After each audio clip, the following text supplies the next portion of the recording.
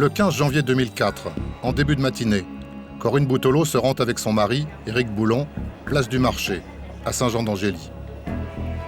Le couple doit y faire quelques courses et prendre rendez-vous avec le médecin de famille. Éric Boulon s'arrête devant un distributeur de billets pour y retirer de l'argent. Corinne Boutolo se dirige vers la boulangerie, à quelques dizaines de mètres. Quand elle revient devant la banque, son mari a disparu. Il n'est plus ni devant le distributeur, ni aux alentours immédiats. Corinne Boutolo entreprend alors toute une série de recherches, en commençant par les bars de la ville qu'Éric Boulon a l'habitude de fréquenter. Ouais, elle est rentrée, puis elle nous dit, ben voilà, j'ai un problème, est-ce que vous avez eu Eric, tout ça? Non, elle dit, je crois que c'est le lendemain ou sur le lendemain qu'elle est venue. Elle dit, je le trouve plus, il est venu faire des courses, chercher de l'argent, et puis je ne l'ai pas retrouvé. 48 heures plus tard, le 17 janvier, Corinne Boutolo signale aux gendarmes la disparition d'Éric Boulon. Une enquête est ouverte. Des affichettes sont placardées dans les magasins et des avis de recherche publiés dans la presse régionale. En vain. Personne n'aura plus jamais de nouvelles du disparu. 22 mois plus tard, en novembre 2005, des restes humains non identifiables sont découverts dans un fossé au fond du jardin de la propriété du couple, à la Sablière, à quelques kilomètres de Saint-Jean. Corinne Boutolo est mise en examen pour homicide volontaire et écrouée. La justice reproche à ma cliente d'avoir tué son mari et puis d'avoir fait disparaître le corps en l'incinérant dans le jardin, avec un tas de bûches et puis des palettes. C'est un crime, bien sûr, qui est punissable d'une peine de 30 années de réclusion criminelle.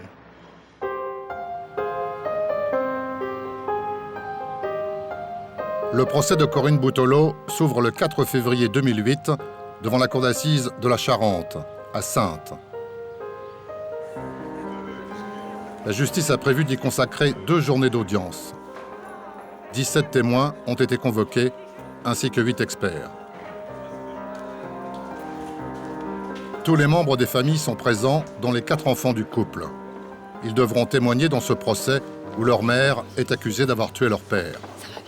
3 d'entre eux se sont constitués partie civile. Ils seront représentés à l'audience par maître Dorothée Dietz. Océane, 13 ans et demi, est la plus jeune. Marie-Catherine est âgée de 19 ans. Wilfried est l'aîné. Il a 20 ans. Il n'est pas le fils biologique d'Éric Boulon, qu'il a reconnu à sa naissance. Simon, enfin, a 17 ans. C'est lui qui a refusé de se porter partie civile contre sa mère. Le bâtonnier Robert Chalvet représente les autres membres de la famille Boulon, également partie civile. Les pièces à conviction étalées au regard des jurés sont plutôt insolites pour un procès criminel.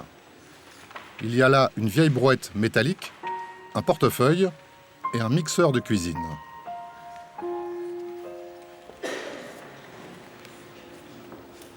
L'huissier de la cour d'assises fait l'appel des témoins, cités soit par le parquet général, soit par la défense. Parmi eux est assis Bruno Boutolo, le frère de Corinne. Il a vécu 14 ans aux côtés de sa sœur et d'Éric Boulon. L'accusé est défendu par un avocat pénaliste, le bâtonnier Jean Moulineau.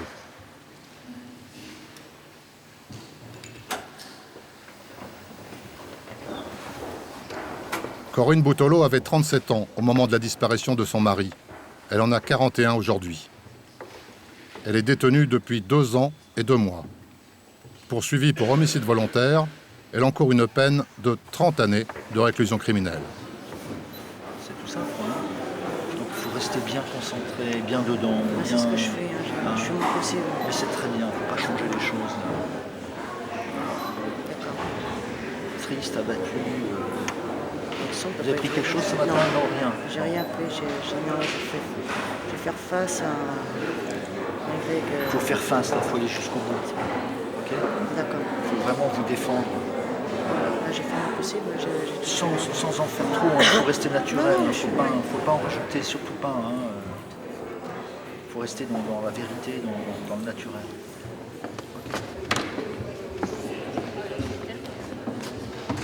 Le siège d'avocat général sera occupé par Joël Contu. Il est vice-procureur de la République du tribunal de Saintes.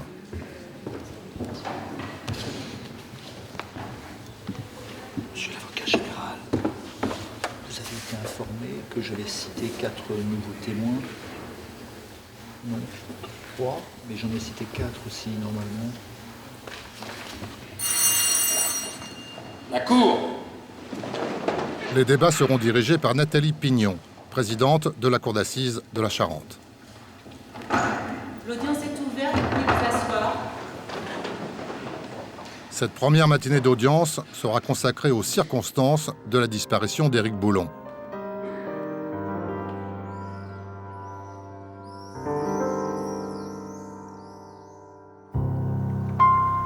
Corinne Boutelot vit avec son mari, ses enfants et son frère dans cette grande et vieille bâtisse au lieu-dit La Sablière, à la sortie de Saint-Jean.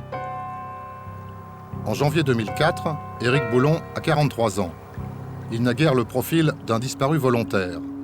Ni ses proches, ni ses voisins ne croient vraiment à cette thèse. J'ai pensé peut-être qu'on lui avait quand même fait la peau. Alors je me suis dit, ben voilà, on lui a réglé son compte et puis il est à quelque part, mais où? Voilà, j'avais pensé ça. Parce que je voyais pas trop pourquoi il était parti en fait. L'enquête des gendarmes ne permet de retrouver aucune trace d'Éric Boulon. La justice ouvre alors une information judiciaire. Un expert est désigné pour analyser le dossier médical d'Éric Boulon afin de déterminer la cause la plus probable de sa disparition. En étudiant tout ce dossier, il n'avait pas une personnalité à faire une fugue à partir de son milieu familial. Non, ça je l'ai écarté. J'avais écarté également la mort accidentelle. On retrouve toujours le corps, surtout dans nos régions où il aurait pu aller se suicider dans un bois, des choses comme ça. Mais au bout de tant d'années, quand même, on aurait retrouvé. C'est quand même. Moi, j'en étais à une disparition provoquée. D'autres éléments du dossier déconcertent les gendarmes. Le lendemain de la disparition, toujours au même distributeur automatique de billets, la carte d'Éric Boulon a été utilisée pour effectuer un retrait de 180 €. Une semaine plus tard, le 23 janvier, c'est le portefeuille d'Éric Boulon qui réapparaît. Un passant le ramasse sur un trottoir de Rochefort et le dépose à la mairie de cette ville, située à une trentaine de kilomètres de Saint-Jean-d'Angély. Le même jour, les gendarmes perquisitionnent la propriété de La Sablière, ainsi que le jardin et les 2 voitures du couple, sans rien y découvrir. Peu après, la rivière La Boutonne, qui coule derrière la maison, est fouillée sur 3 kilomètres. En vain. Pas de corps, aucun indice. Les gendarmes sont pourtant persuadés qu'Éric Boulon n'a pas pu aller bien loin. Malgré ses 43 ans, il est en effet en très mauvaise santé. On le voyait de moins en moins parce qu'il était beaucoup couché. Il dormait toujours. Comme je vous ai dit, c'était une loque. Il marchait, il y a des moments qu'il marchait comme un petit pépé. Il fallait même l'aider à marcher avec des cannes. On voyait qu'il était vraiment mal. Il bavait, il tremblait, il mangeait plus tout seul à la fin. Voilà. Sachant qu'il ne pouvait plus marcher, il ne pouvait plus rien faire, qu'elle l'emmène à Saint-Jean avec personne autour. On connaît Saint-Jean, hein, qu'il est disparu comme ça.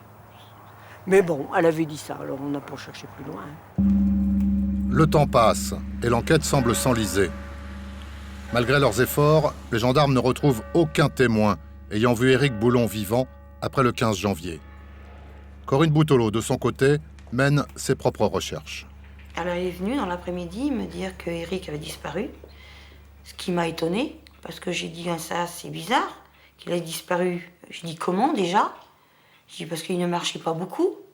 M'a dit on a été chercher de l'argent à Saint-Jean, il a retiré de l'argent au distributeur automatique et moi j'ai été chercher du pain. Mais comme la boulangerie était fermée, quand je suis revenue sur mes pas, il était parti. Alors j'ai eu quand même un arrêt, je dis, punaise, je dis, mais il a fait vite. Je dis, sachant qu'il ne pouvait pas beaucoup marcher, il a fait vite. Oui, mais tu sais, il y a des moments, il savait bien jouer à la comédie. C'est vrai qu'il y a des moments, il savait bien jouer à la comédie, mais là, on voyait bien que c'était pas de la comédie quand même. Les gendarmes reprennent alors l'affaire au début, sur la place du marché. 30 mètres séparent le distributeur de billets de la boulangerie, qui ce 15 janvier était fermée. Si Corinne Boutelots dit vrai, Éric Boulon a donc disparu en moins d'1 minute. Difficile à croire, surtout pour un homme très affaibli.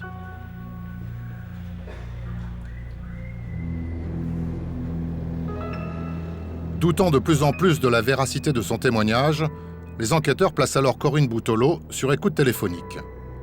Le 26 octobre 2005, ils interceptent une conversation assez tendue entre Corinne et sa fille Marie-Catherine.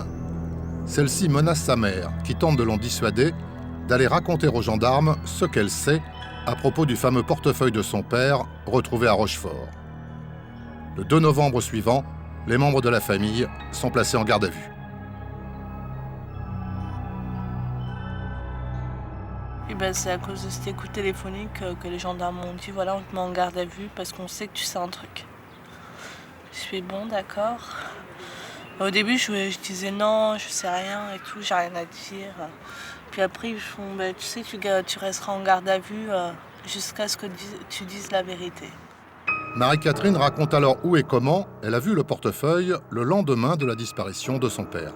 Le vendredi, quand je suis revenue de l'école et qu'elle m'avait annoncé la disparition de mon père, ben, elle m'avait demandé d'aller chercher un papier dans la voiture. Et ben, j'ai regardé partout. Puis au final, j'avais trouvé ce papier, mais j'avais vu le portefeuille, donc j'en ai pas fait de cas. Une semaine plus tard, quand elle apprend que le portefeuille a été retrouvé à Rochefort, Marie-Catherine comprend que sa mère lui cache la vérité sur la disparition de son père. Ben là, sur le coup, j'ai rien dit. Je me dis, ça se trouve, il est à Rochefort. Puis au fil des temps, je voyais ma mère qui partait de 9h du matin jusqu'à 14h de l'après-midi, ou voire plus tard, quoi. Et là, je lui dis, pour moi, elle l'avait caché, quoi. Elle le mettait soit dans un autre appartement, ou... voilà. Placée par les gendarmes devant ces contradictions, Corinne Boutelots reconnaît d'abord avoir déposé le portefeuille à Rochefort. Puis elle concède s'être débarrassée du corps de son mari avant d'avouer l'avoir tué. Bien sûr, elle va résister, et à un moment, elle s'effondre en disant « De toute façon, c'est trop lourd pour moi. Cette affaire est trop lourde pour moi. Je voulais préserver mes enfants, je veux pas qu'ils soient placés, mais j'en peux plus quand même. » Et elle va finir par lâcher le morceau, j'ai envie de dire. Oui, elle va lâcher le morceau aux gendarmes. Bon. Le récit de l'enquête a tenu les jurés en haleine. Ils sont troublés par cette femme d'apparence si banale, mais capable de garder sans frémir pendant près de 2 ans un aussi lourd secret.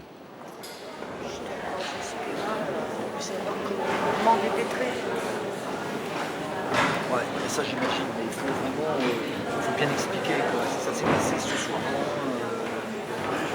Vous avez pété les plombs quoi. Ah bah oui, totalement.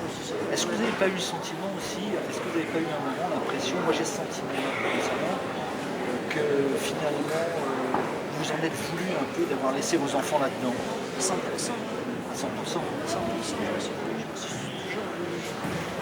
Finalement, parce que vous auriez pu divorcer, vos enfants n'auraient pas connu ça. Quand on voit ça, c'est une désolation. Je lui ai demandé le divorce, il m'a dit tu serais crevé avant d'avoir le divorce. Non, mais je sais bien, c'est dans le dossier, c'est tout à l'heure. À la reprise de l'audience, la Cour va examiner le récit des aveux de l'accusé. Le 14 janvier au soir, Éric Boulon est allongé sur le canapé du salon, devant la télévision. Il réclame à manger, des yaourts. Corinne Boutelots s'empare alors d'une 50aine de comprimés d'Equanil, un puissant tranquillisant prescrit à Éric Boulon, les broie dans un mixeur et les mélange à 3 yaourts. Elle fait ensuite ingurgiter le tout à son mari, à la petite cuillère, puisque celui-ci prétend ne plus pouvoir s'alimenter seul.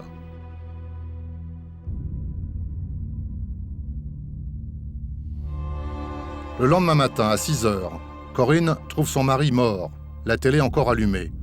Selon elle, il est froid, blanc et raide. Elle sort chercher une brouette et transporte le corps dans le lit conjugal. Puis elle réveille les enfants, les fait déjeuner et les emmène à l'école.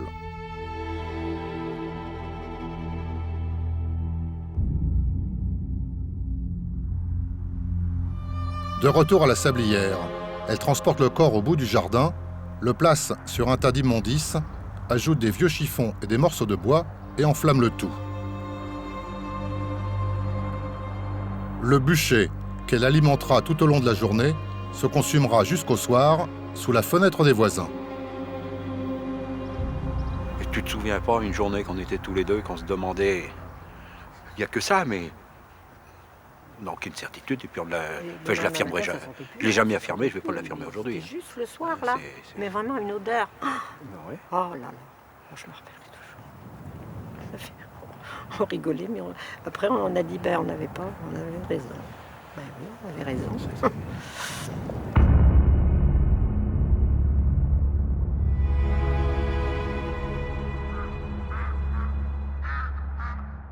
Elle va brûler le corps, elle va le faire disparaître, mais elle va en fait monter un stratagème pour expliquer la disparition de son mari.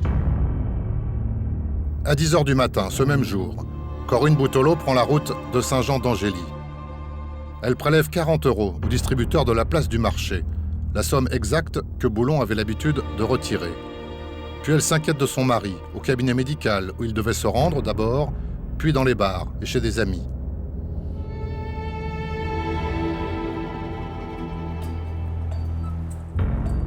Le soir, les enfants couchés et son frère Bruno retiré dans sa chambre, elle retourne au bûcher. Des cendres, elle extrait un morceau de thorax d'une quinzaine de kilos qui n'a pas brûlé et le dissimule un peu à l'écart sous une plaque de tôle. Le lendemain matin, après avoir soigneusement ramassé les cendres et les avoir jetées au fossé au fond du jardin, elle emballe le morceau de thorax dans 2 sacs poubelles et va le déposer dans un conteneur à ordures à l'entrée de Saint-Jean-d'Angély. Il fallait affronter ce moment difficile de l'audience. C'était le plus difficile à mon avis. C'est terrible. Me mémoriser, c'est tout. Ça fait du mal à mes enfants et ça... Je sais bien, ouais, ça leur fait du mal, ça. À moi-même. Vous ne comprenez pas pourquoi? Non. Pourquoi cet acte-là? Pourquoi l'avoir fait brûler plutôt que l'avoir enterré? Voilà, je comprends pas moi-même. Constamment, j'y pense à ça, constamment. Sans pouvoir l'expliquer. Ça vous est venu comme ça? Comme ça. Comme si on mettait une lettre à la poste, comme si... Il fait du feu et... Bon. On se voit tout à l'heure? Bah oui.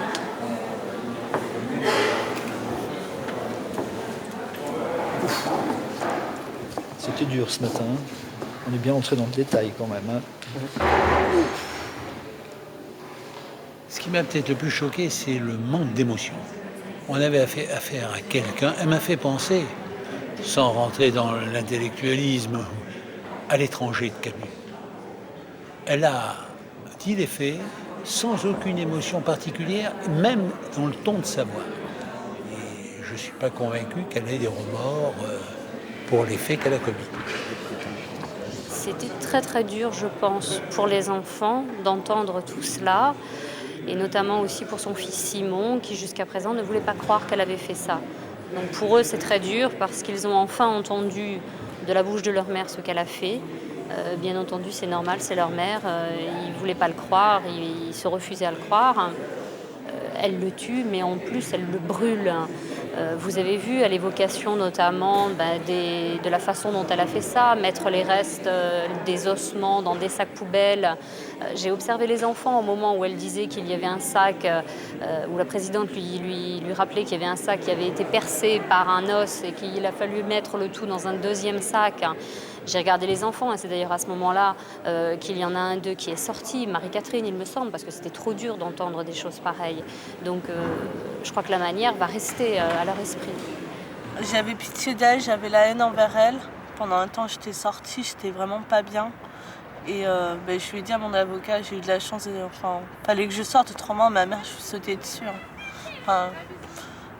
Je lui sautais dessus. Après le récit glaçant des faits, la cour d'assises va se pencher en cette fin de journée sur la personnalité d'Éric Boulon et sur l'histoire du couple qu'il a formé 18 ans durant avec Corinne Boutolo. Plusieurs témoins vont défiler à la barre, dont Patricia Sonnard, la meilleure amie de Corinne. L'enjeu, c'est de cerner au plus près le mobile du crime.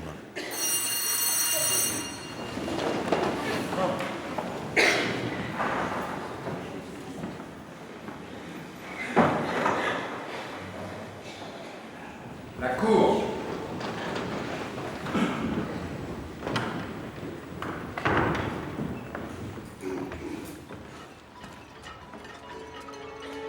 En 1987, Corinne Boutolo a 20 ans.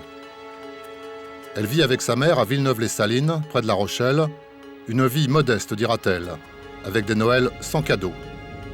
Elle est enceinte de Wilfried, dont le père biologique vient de l'abandonner.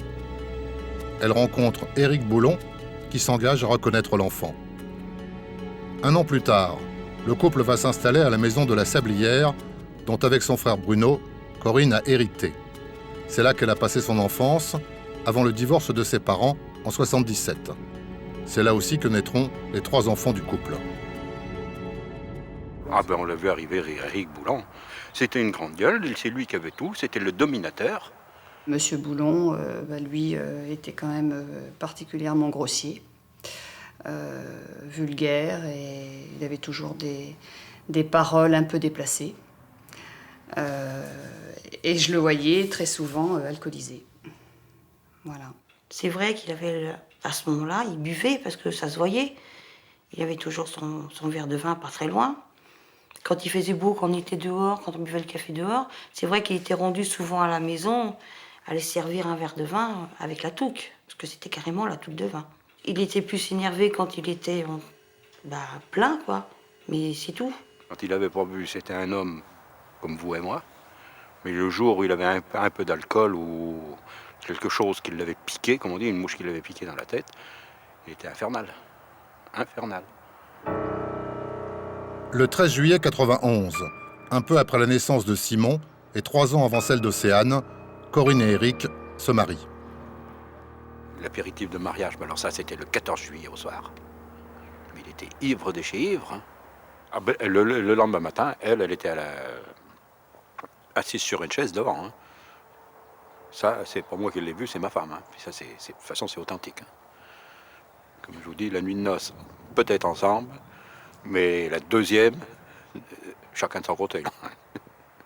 Et elle dort. Ah ben, elle dort, oui. Mais lui, la violence a continué, et puis sa femme en a subi les conséquences. Et ça, 48 heures après le mariage. Durant ces 18 années passées à la Sablière, Éric Boulon enchaîne sans grande conviction quelques petits boulots. Chauffeur routier, agent de propreté. Qu'il soit remercié ou qu'il se mette en arrêt maladie, ces emplois ne dureront jamais plus de quelques mois. Non, il disait qu'il ne voulait pas travailler et qu'il en avait marre. Non, il disait très clairement qu'il ne voulait pas travailler, ça c'est sûr. Il l'a toujours dit de toute façon. Ou alors quand il commençait à travailler, il faisait tout pour plus aller travailler. Il trouvait toujours une excuse. Ah, moi, je l'ai connu chômeur professionnel. Ah non, mais les mots, c'est les mots qui vraient. Là. Tu rigoles, mais c'est vrai. C'est vrai, c'est le chômeur professionnel. Oui, il se disait, allez donc travailler. Moi, je suis bien, je suis au chaud, là. Il l'a dit plusieurs fois. Oui, allez travailler. Pourquoi aller travailler? Putain, moi, je suis là, je suis content que toi. Alors, vous croyez que c'est quelqu'un de bien, ça? Non, pas pour moi. Non, pas pour moi. S'il ne travaille pas à l'extérieur, Éric Boulon n'entend pas non plus se tuer à la tâche à domicile. À Corinne et à ses filles, le ménage, aux garçons, les travaux extérieurs. Parfois, il était au bout du jardin, les bras croisés comme je les ai là, et puis c'était les enfants, et puis Corinne qui travaillait dans le jardin, qui ramassait les légumes, voilà. Ça, je l'ai vu, moi. Ils exécutaient tout ce que Éric disait. Va donner à manger aux chiens, va faire le jardin, et les gamins exécutaient. Moi, je les ai vus faire le jardin en pleine chaleur, les gamins. Parce qu'autrement, il fallait travailler dehors, il fallait faire le jardin. C'était bizarre, toute ta jeunesse, t'as obéi, on était ses chiens pour lui et tout, et puis fallait bosser, quoi. Il était méchant parce qu'il nous insultait quand même. Il n'était pas... Enfin, sur moi et ma petite sœur, il n'était pas trop agressif. Enfin, il tapait surtout sur mes frères sur mes frères. Bah moi, il me tapait, mais bon, soit je faisais des bêtises ou normal. Le seul événement de la vie quotidienne qui semble ravir Éric Boulon, ce sont les vacances. Le couple quitte la Sablière au moins 2 fois par an, emmenant chaque enfant à tour de rôle. Là, Éric Boulon devient un autre homme. Quand il buvait pas, on rigolait. Oh, les vacances, c'était trop bien. Enfin, mon père était au bar, mais nous, on faisait ce qu'on voulait, quoi. On allait à la piscine. C'était vraiment bien. Lui, les vacances, c'était son moment de l'année, quoi. C'était son meilleur moment, les vacances, quoi. L'hiver comme l'été, c'était ses meilleurs moments, quoi. Je pensais qu'effectivement, il était assez violent avec les enfants. Bon, mes enfants, notamment Alexandre, l'avaient vu. Moi, directement, je ne l'avais jamais vu donner des coups de pied, mais bon, c'était aussi violent verbalement quand même. C'était surtout une fois quelque chose qui m'avait choqué, je ne me rappelle plus trop le motif, mais on était au collège, dans la cour, et à 10h, tout d'un coup, il y a son père qui arrive, donc déjà les barrières étaient fermées, il est passé par-dessus, et il a couru dans la cour après son fils, et il l'a mis au sol, il l'a frappé très violemment, et heureusement qu'il y avait un prof qui est arrivé, parce que sinon, je pense que ça aurait mal fini. C'était vraiment des coups violents. Les gamins avaient peur de lui, ça se voyait. Moi, j'ai vu les gamins raser les murs pour dire papa dira rien, quoi. Vous avez le sentiment d'avoir passé une enfance dure? Ouais.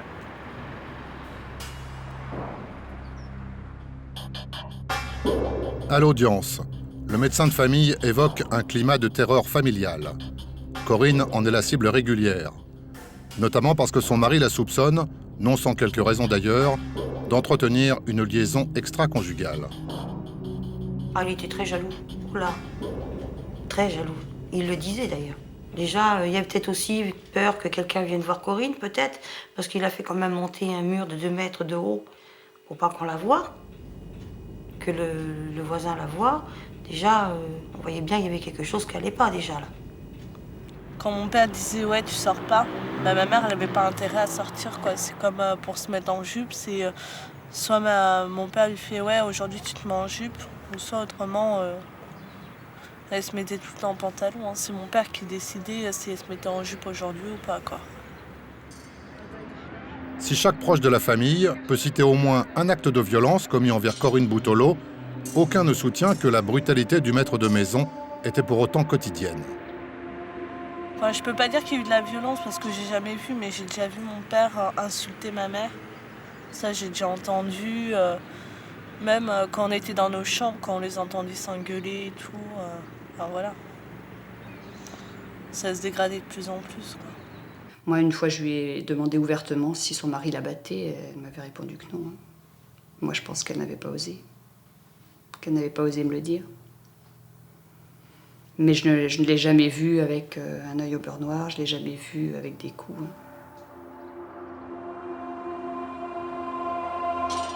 Il se comportait en maître et seigneur. C'était un tyran qui imposait sa loi à la maison et à sa femme, à ses enfants. C'est comme ça qu'il est dépeint dans le dossier. Et c'est cette longue soumission de ma cliente à ces pressions psychologiques, à ce harcèlement moral, qui a fait qu'elle a commis ce geste, qui est un geste pour moi, pour la défense, qui est un geste de résistance, qui est un geste de libération. C'est un geste de libération. Durant cette longue journée d'audience, Corinne Boutolo et ses enfants n'ont pas échangé un seul regard direct. Assis dans la salle, les enfants jettent parfois un regard à la dérobée sur leur mère, dans le box.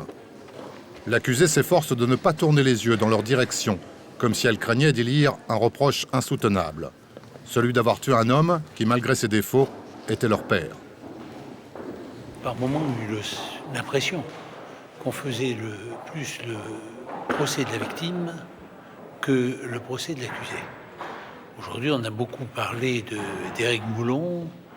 On l'a dépeint dans des termes dont mon travail va être de corriger certains points qui sont manifestement exagérés. Et quand vous voyez le frère Bruno, qui a quand même vécu 14 ans avec le couple, et qui, en 14 ans de temps, vous cite une seule et unique scène de violence à l'encontre de Wilfried, une seule et unique scène de violence à l'encontre de sa sœur Corinne, en 14 ans, si ça avait été un être violent, perpétuellement violent, tout au moins physiquement, il était peut-être verbalement, mais tout au moins physiquement, il y aurait sûrement eu plusieurs autres exemples. Alors que l'accusé est ramené par son escorte dans sa cellule, les jurés sont animés par deux sentiments contradictoires.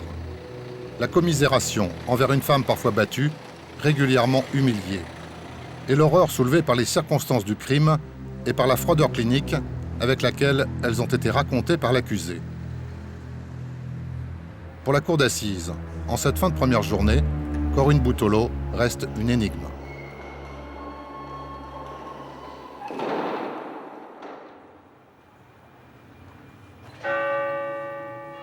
C'est le dernier jour d'audience. Ce soir, les jurés devront prononcer un verdict. Mais d'ici là, la cour d'assises devra répondre à une question essentielle. Pourquoi l'accusée est-elle passée à l'acte précisément ce 14 janvier 2004 ? Cet élément déclencheur, la cour et le jury vont le chercher dans l'examen des dernières semaines qui ont précédé le crime. Le témoignage de Bruno Boutolo, le frère de Corinne, sera décisif. C'est son seul salaire qui faisait vivre toute la famille.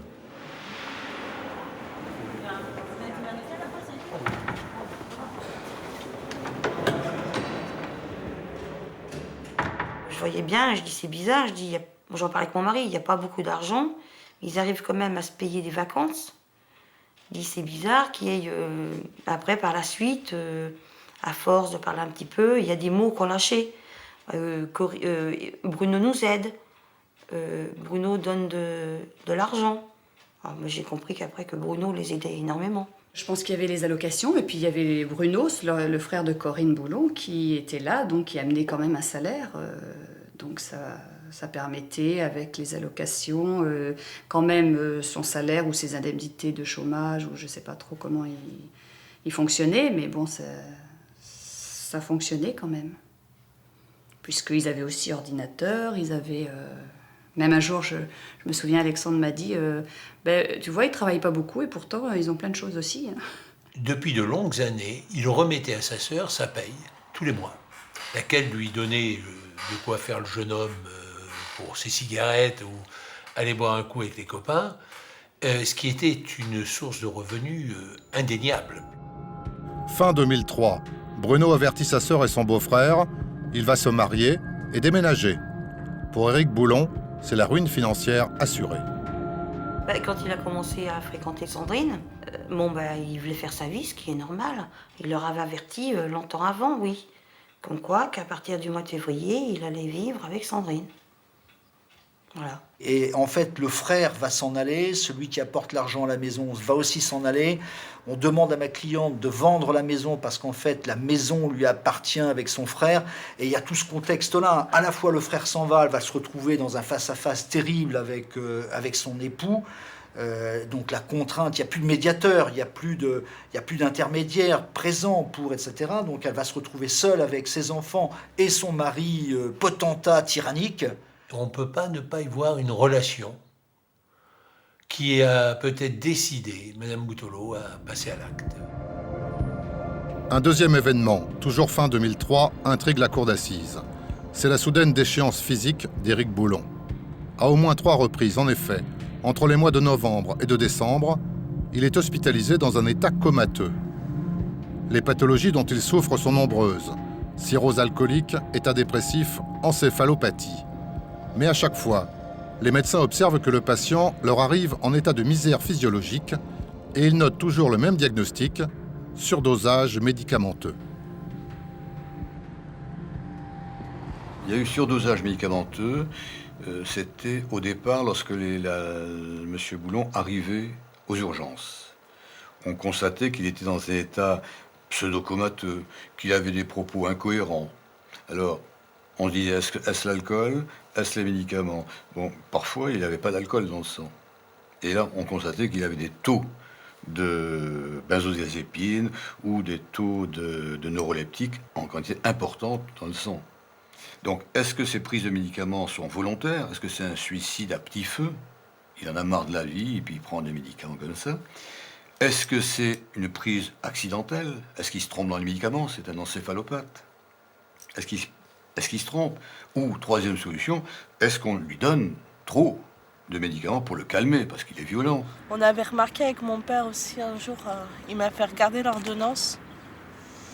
Et il devait prendre 2 Equamil, ma mère lui en donnait 4 par repas. Donc, mon père avait... mon père en prenant... le savait, mais il n'a pas fait de cas, quoi. Moi, je reprochais, je lui disais à ma mère, je ne donne pas tout ça, mais je fais des folles et tout. Hein. Et elle me fait, ouais, mais c'est pour être tranquille.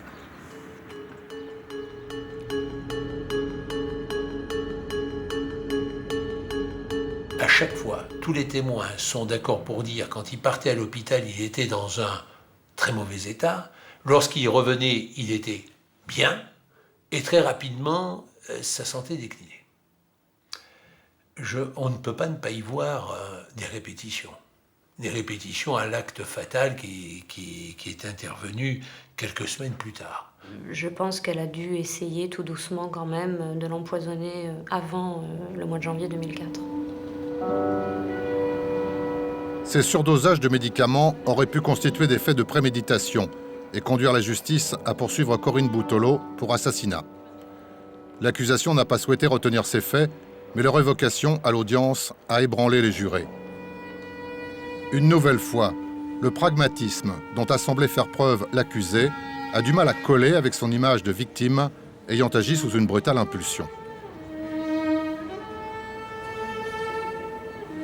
La cour d'assises va maintenant examiner, avec les experts, la personnalité de Corinne Boutolo et son mode de fonctionnement psychologique. L'enjeu est capital.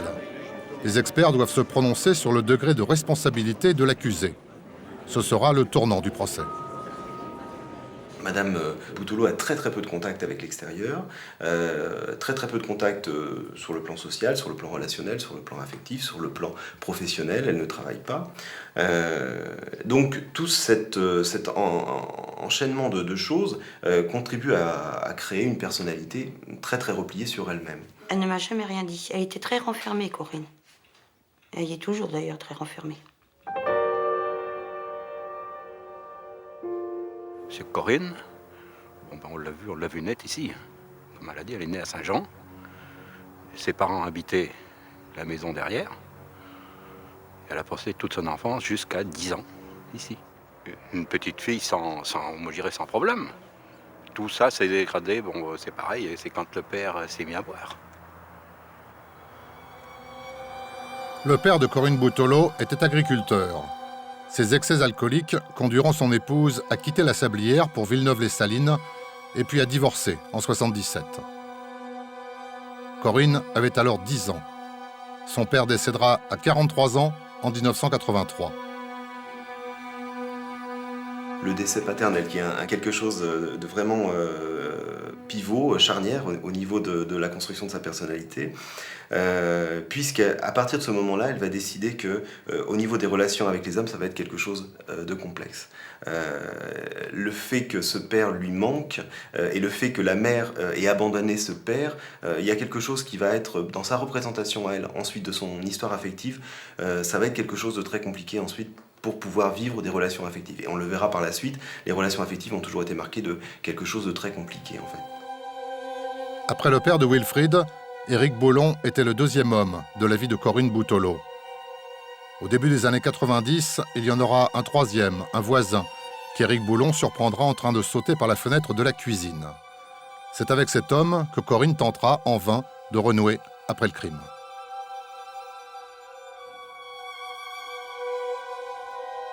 Madame Boutolo, c'est ce que je disais dans mes conclusions, était une personne qui ne présentait pas de troubles qu'on dirait psychiatrique, c'est-à-dire pas de dépression sévère, pas d'état délirant, pas d'état psychopathique. C'est une dame qui était certainement une personne plutôt soumise, qui dans la vie avait pris l'habitude de subir l'ascendant de son concubin ou de son mari, comme elle l'avait fait antérieurement dans la relation avec son père. Elle aurait pu vivre comme ça pendant des années. Elle aurait pu faire preuve d'abnégation, comme beaucoup de couples, vivre le mariage pour le meilleur et pour le pire, et donc surtout pour le pire. C'est pas ce qui va se décider au niveau de son vécu. Le premier signe de changement intervient un peu avant Noël 2003, 3 semaines avant le crime. Bravant les interdits de son mari et profitant de son état de faiblesse, Corinne Boutolo accepte de travailler chez un ostréiculteur.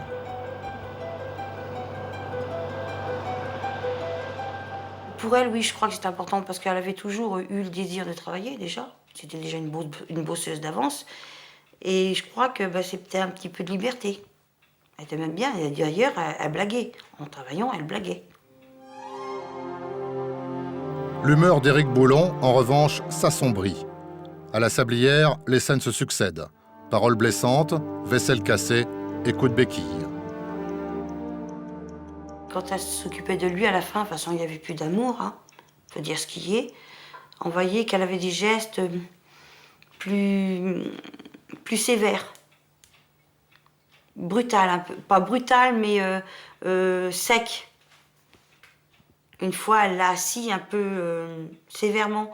D'ailleurs, je la regardais. Bon, j'ai regardé Eric, il me dit « Punaise, elle n'est pas fine ce soir ?» Je dis « Non, c'est vrai. » Je dis « La Corinne, tu y étais un peu fort. » Mais c'est tout, voilà. C'était pas... On voyait c'était qu'elle avait un ras-le-bol, hein, de toute façon. Elle sentait que son mari déclinait et elle s'est dit « Mon gaillard, tu vas payer un jour, parce que ces gens-là, ils subissent, jusqu'à ce qu'il y ait pendant 20 ans, puis tout d'un coup, la 21e année, un événement banal arrive, et elle se rebiffe. Il y a une espèce de collision au moment où elle s'aperçoit que son mari, M. Boulon, à 43 ans, il est alcoolique, et que son père est décédé à 43 ans, il était alcoolique. Et qu'à ce moment-là, il y a vraisemblablement, inconsciemment, bien sûr, elle n'en a pas conscience, il y a inconsciemment quelque chose qui ne va plus. Il va falloir que ça change. Elle ne peut pas imaginer qu'elle va devoir vivre un petit peu comme ce que sa mère a vécu, dans une situation similaire. Donc il y a presque une solution économique pour elle, psychiquement économique, simpliste, mais dans ses capacités cognitives, ça reste assez logique. Elle va se débarrasser de M. Boulon. Elle doit s'en débarrasser d'une manière ou d'une autre.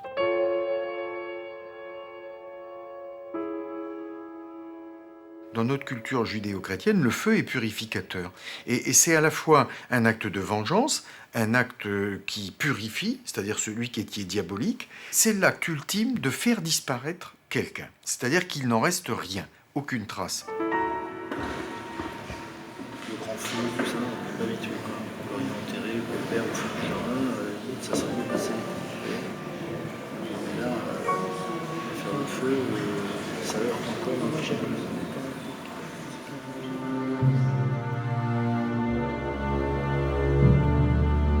Elle ne peut pas imaginer qu'elle pourrait mettre en œuvre une procédure de divorce. Elle pensait, si je le quitte, eh bien, il va me faire les pires misères, il va me rattraper, il va me tuer, il va me priver de mes enfants en disant tu seras une mauvaise mère, tu ne verras plus jamais tes enfants, etc. Donc il ne peut pas y avoir de coexistence, sauf le maintien d'une relation de soumission à cet être qui l'a persécuté, et que pour s'en sortir, il faut que lui disparaisse. La première partie de l'audience est terminée. Tous les témoins et tous les experts ont été entendus. La parole est maintenant aux avocats et aux magistrats du parquet. Maintenant, c'est quoi? Après, ça va être les plaidoiries de la partie civile, qui ne vont pas nous faire de cadeaux, j'ai l'impression. Après, il y a les réquisitions du parquet, et puis après, c'est moi qui assure votre défense. Au nom de la famille Boulon, Maître Robert Chalvet qualifie de geste réfléchi et non pas spontané l'acte criminel reproché à l'accusé. Lui, il n'est pas aussi simple qu'elle veut venir faire. Il va venir 18 mois avec ce secret. Plus de 18 mois. Et tous les contournements de la vie. Oui. mais Pied-Mou a été très bien. Très bien. Il a dit quelque chose de très intéressant. Lui, c'est quelqu'un qui sait transformer la vérité à son portable.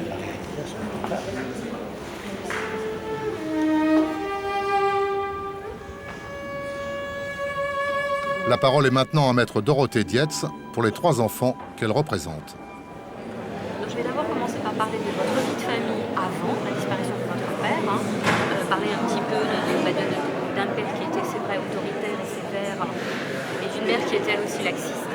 Alors après, je viendrai sur la vie de famille après les faits, c'est-à-dire qu'après la disparition, c'est là que je vais parler des mensonges envers vous, mais du fait qu'elle pensait beaucoup à elle aussi. Elle sortait, vous étiez livré à vous-même, et puis je veux quand même attirer son attention sur le fait que pour vous, c'est vraiment pas facile.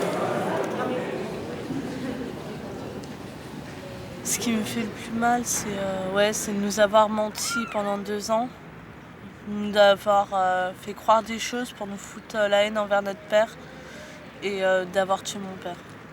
Il y avait 2 sentiments. Il y avait le sentiment de la mère à son fils. Il y a eu le sentiment, après la haine que j'ai eue après. Qu'elle n'aurait pas menti, je pense que j'aurais eu moins de haine.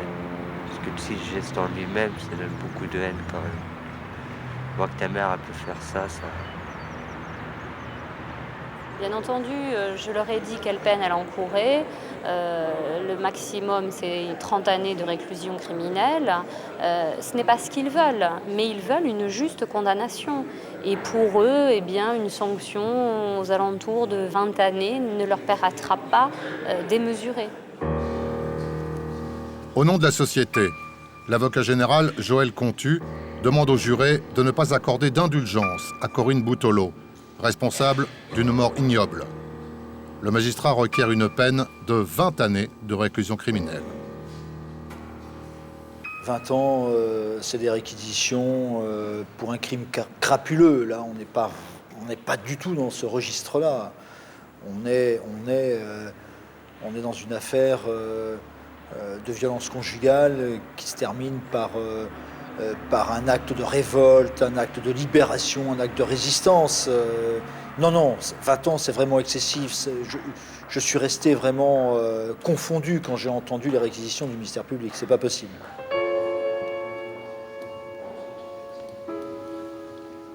Ce que j'ai demandé aux jurés, c'est que cette femme avait besoin d'exister. Cette femme qui était considérée chez elle comme un objet avait besoin d'exister. Et qu'il fallait qu'un jour prochain, elle puisse sortir de prison. En cette toute fin d'audience, Corinne Boutolo a enfin osé regarder ses enfants, comme pour leur demander pardon, comme pour s'excuser de sa présence dans un box de cour d'assises.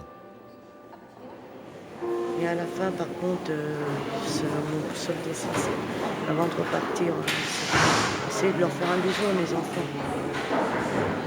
On va voir comment ça sera, on verra. Il va falloir parce que... Je sais pas si je tiendrai le coup. Je vais voir ça. D'accord. Je passe vous voir tout à l'heure. D'accord. Bon appétit. Merci.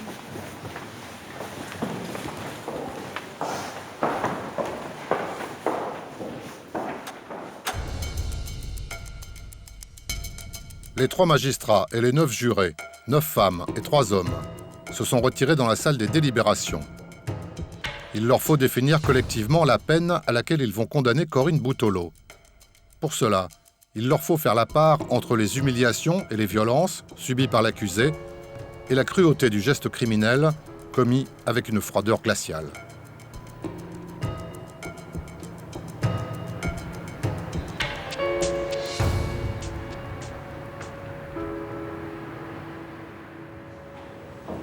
La cour. Le délibéré a duré 2 heures.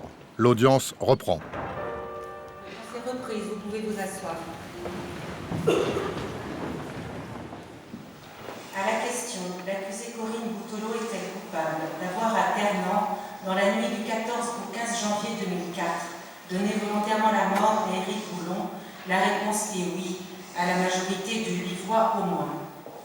En conséquence de cette réponse, la Cour et le jury, après en avoir délibéré dans les conditions prévues par l'article 362 du Code de procédure pénale, condamne à la majorité absolue l'accusée Corinne Boutolo à la peine de 15 ans de réclusion criminelle. Vous disposez, Madame Boutolo, d'un délai de 10 jours pour faire appel de cette décision, passé lequel délai vous n'y seriez plus recevable.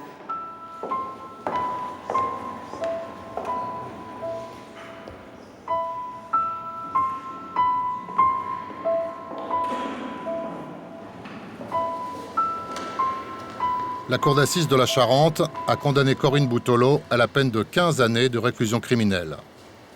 Ni l'accusé, ni le parquet général n'ont fait appel de la décision. Le verdict est définitif.